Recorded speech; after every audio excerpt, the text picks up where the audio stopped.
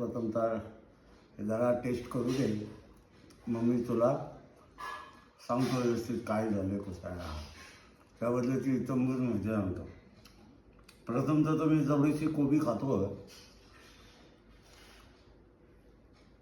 त्यानंतर मला मच्छीचा पीस पण आहे, तो पण टेस्ट करतो मी, त्याची अनुभूती देतो.